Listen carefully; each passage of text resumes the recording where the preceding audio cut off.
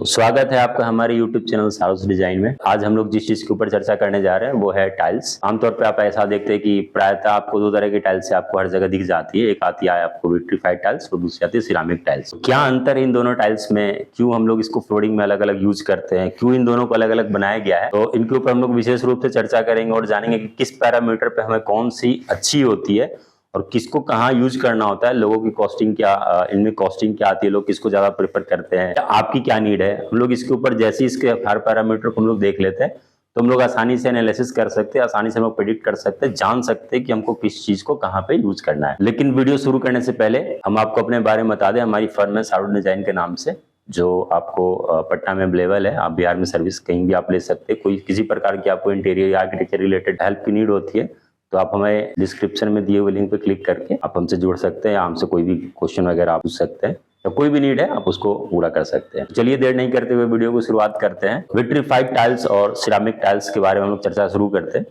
तो ceramic tiles में क्या होती है कि हम लोग क्ले के अंदर कुछ कलर्स को ऐड करके हम लोग सिरामिक टाइल्स को बनाते हैं। ये देखने में बिल्कुल आपको नेचुरल प्रतीत होगी, बिल्कुल नेचुरल लगेगी और इसमें शाइनिंग आपको बहुत ज्यादा नहीं मिलता है। ठीक है, ठीक इसके विपरीत आपको विट्रीफाइड टाइल्स है जिसमें क्ले तो होती ही है, इसके साथ में आपको सिलिका मिल जाती है, क्वार्ट्ज आ जाता है और कुछ पॉलीमर्स को इसमें मिलाया जाता है। ये पॉलीमर्स इसको खास बनाती है, जिसके कारण इसकी लुक्स काफी आर्टिफिशियल हो जाती है और इसमें शाइनिंग बहुत ही अमेजिंग हो जाती है। मतलब अच्छी खासी आपको शाइनिंग मिल जाती है और लुक के मामले में ये सिरामिक टाइल्स से बहुत अच्छी आगे निकल जाती है। इसके दूसरे पैरामीटर पे हम लोग चर्चा करते हैं। जो दूसरा पैरामीटर वो है आपको टेक्सचर। सिरामिक जो टाइल्स होती हैं वो रफ होती हैं, शेप साइज में अगर आप इसको देखिएगा तो ये बहुत ही रफ होती है। इसकी जो बिल्ड फॉर्मेट होती है इसमें पोरोसिटी बहुत ज्यादा होती है और हम लोग इसको नॉर्मली घर के अंदर इसको प्रेफर नहीं करते हैं। जो इनकी प्रेफर करने वाली जो जगह होती है टेक्सचर के कारण, वो है आपको बालकनी, रूफ की फ्लोर्स हो गए, बाथरूम के फ्लोर्स हो गए, तो इसके ऊपर हम लोग इसको ज्यादा यूज करते हैं। कोई भी ऐसी स्थान जहां पे स्लिपरी होने का चांसेस है वहां हम लोग इसको प्रेफर करते हैं सिरामिक टाइल्स को। ठीक इसके विपरीत आप विट्रीफाइड टाइल्स को आप देखते हैं तो इसकी शेप बहुत ही स्मूथ होती है, बहुत ही सरफेस इसकी बहुत ही प्लेन होती है। इसको हम लोग प्रायतः, चूंकि सुंदरता इसमें बहुत अच्छी होती है तो हम लोग इसको घर के अंदर ही इसको ज्यादातर, इनके टेक्सचर के कारण हम लोग इसको घर के अंदर ही ज्यादातर यूज करते हैं। अगले पैरामीटर पे हम लोग चर्चा करते हैं ड्यूरेबिलिटी पे। जब हम लोग सिरामिक टाइल्स और विट्रीफाइड टाइल्स के ऊपर एनालिसिस करके देखते हैं, जो सिरामिक टाइल्स होती हैं वो इसमें स्ट्रेंथ थोड़ी कम होती है, ये कम ड्यूरेबल भी होती है और ऐसी कोई भी जगह जहां पे पब्लिक बहुत ज्यादा रोमिंग करती है, बहुत ज्यादा घूमती है, आना जाना बहुत ज्यादा लगा होता है, तो ड्यूरेबिलिटी के हिसाब से थोड़ी कमजोर पड़ जाती है। इसीलिए हम लोग ऐसी जगहों को अवॉइड करते हैं। ठीक है, इसके विपरीत आप विट्रीफाइड टाइल्स को देखेंगे तो इसमें स्ट्रेंथ अच्छी खासी होती है, बहुत अच्छी होती है, क्योंकि इसमें पॉलीमर्स होती है, इसको पकड़ थोड़ी मजबूत होती है और इसीलिए इसके यूज बहुत वाइडली, आप बहुत जगह इसको यूज कर सकते हैं। जहां भी अच्छी खासी रोमिंग हो रही है, लोग अच्छे खासे आ जा रहे हैं, वहां पे आप इसको आसानी से यूज कर सकते हैं। अगले पैरामीटर पे हम लोग चर्चा करते हैं स्क्रैचिंग के लिए। कोई टाइल्स वगैरह लगती है तो स्क्रैचेज होना बहुत आम बात है। कोई भारी सामान अगर आप ले जा रहे हैं, कोई ऐसी वस्तु है जो जिसमें कुछ एजेस वगैरह बनी होती है, जब आप उसको मूव कराते हो तो स्क्रैचेज पड़ना बहुत आम बात है, आप इसको अवॉइड नहीं कर सकते। तो अब अगर आप इस स्क्रैच के पैरामीटर पे आप देखते हैं तो सिरामिक टाइल्स चूंकि सिर्फ और सिर्फ क्ले की मदद से बनी होती है तो इसमें स्क्रैचेज लगना बहुत आसान होता है। और इसी के ठीक विपरीत जब आप विट्रीफाइड टाइल्स को देखते हैं तो उसमें पॉलीमर्स होती है। पॉलीमर्स होने के कारण वो स्क्रैचेस को थोड़ा रिटार्ड करती है, थोड़ी रोकती है और जल्दी से उसमें स्क्रैचेस नहीं आने देते, ये थोड़ी लॉन्ग लास्टिंग हो जाती है इस कारण से। अगले पैरामीटर पर हम लोग चर्चा करते हैं जो है आपका स्ट्रेन रेसिस्टेंस। क्योंकि आप फ्लोरिंग पर चल रहे हो, आप फ्लोरिंग रखे हो तो कहीं ना कहीं कोई ना कोई सामान, कोई वस्तु ऐसी हो जो आपको फ्लोर पे गिर जाती है तो दाग धब्बे लगना बहुत आम बात है, ये बहुत छोटी सी बात है। कब आप भी कभी कॉफी चाय वगैरह ले जाते हो तो कुछ ना कुछ तो गिर जाती है। तो आप देखो क्या कि जो सिरामिक टाइल्स होती है उसकी सरफेसेस थोड़ी रफ होती है।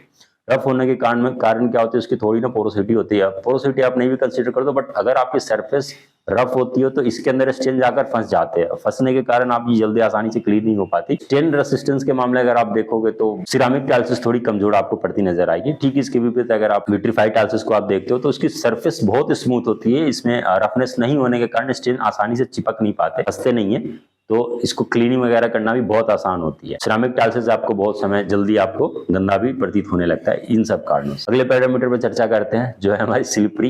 ये भी एक इंपॉर्टेंट पैरामीटर है, क्योंकि आप फ्लोरिंग रखे हो, कहीं पे चल रहे हो तो बहुत ऐसा केस होता है कि कभी गलती से कोई वेट एरिया हो गया या कभी आप पोछा वगैरह लगा रहे हो तो अगर आपकी फ्लोरिंग वगैरह ऐसी है कि आप चलो और फिसल जाओ तो ये बहुत अहम बात होती है, उससे आपको इंजर्ड इंजर्ड होने के भी चांसेस बढ़ जाते हैं। अगर आप इन पैरामीटर पर देखते हो तो वहां पे आपको जो सिरामिक टाइल्स है तो इसमें आप विट्रीफाइड टाइल्स से कहीं आप आगे निकल जाते हो, क्योंकि इसकी चूंकि सरफेस थोड़ी रफ है, रफ होने के कारण ये पकड़ अच्छी बनाती है, तो यहाँ स्लिप होने के चांसेस थोड़े कम होते हैं। और इसको ऐसी कोई भी जगह जहां पर पानी आपका गिरता हो, जैसे आपका बाथरूम वगैरह हो गया या रूफ हो गया या बालकनी हो गया, जहाँ पे बरसात का पानी या ऐसे कोई भी पानी वगैरह गिरने के चांसेस ज्यादा होते हैं, तो वहां पे इसको यूज कर सकते हो, क्योंकि इसमें स्लिपरी आपकी कम होगी। ठीक इसके भी आप विट्रीफाइड टाइल्स में जब आप आते हो तो इसमें चूंकि स्मूथनेस, सरफेस बहुत ज्यादा स्मूथ होती है, तो अगर सरफेस स्मूथ है स्वाभाविक से बात है कि आपकी स्लिपरी होने के चांसेस बहुत ज्यादा है, वहां पे फिसलन वगैरह आपकी अच्छी खासी बनी होती है।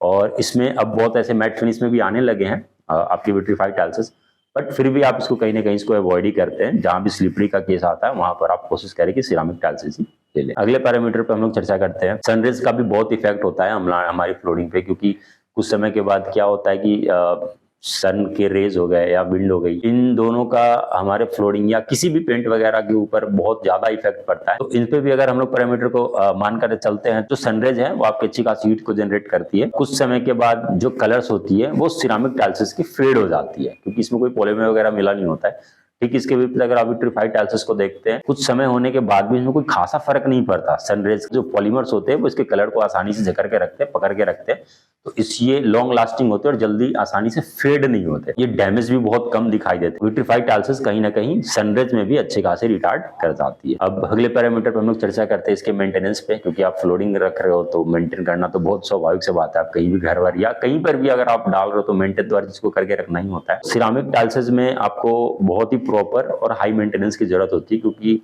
ये सिर्फ क्ले में कलर आप यूज करके नेचुरल चीजों को यूज करते हैं, तो ज्यादा इसमें आपको अपॉर्चुनिटी नहीं मिलती, जिससे कारण आपको टाइम टू टाइम इसे थोड़ी बहुत मेंटेनेंस की भी जरूरत पड़ती है। ठीक इसके विपरीत आप विट्रीफाइड टाइल्स में कोई खास आपको मेंटेनेंस की जरूरत नहीं पड़ेगी, अब ये बहुत ही लॉन्ग लास्टिंग चलती है। इसको साफ करना भी चूंकि बहुत आसान है और इसीलिए चलती भी लंबी है, और इस कारण से इसमें मेंटेनेंस कॉस्ट आपको बहुत कम गिरता है, इसमें मेंटेन बहुत आपको कम करना। अब इसकी अगर हम लोग कॉस्टिंग की बात करें तो जो सिरामिक टाइल्स होती है ना वो बहुत ही सस्ती पड़ती है आपको, और बहुत बार तो ऐसा भी होता है कि जो विट्रीफाइड टाइल्स होती हैं उसके करीब करीब आधी रेट में आपको सिरामिक टाइल्स अवेलेबल हो जाती है, क्योंकि इसमें चूंकि बहुत ज्यादा आपको पॉलीमर वगैरह का यूज नहीं करना पड़ता है, इसमें बहुत ज्यादा हाई मैन्युफैक्चरिंग कॉस्टिंग वगैरह भी नहीं गिरती, नेचुरल तरीके से बनाया जाता है, तो इसकी कॉस्टिंग लगभग आप मान के चलो आधी या उससे कम में ही आपको मिल जाती है।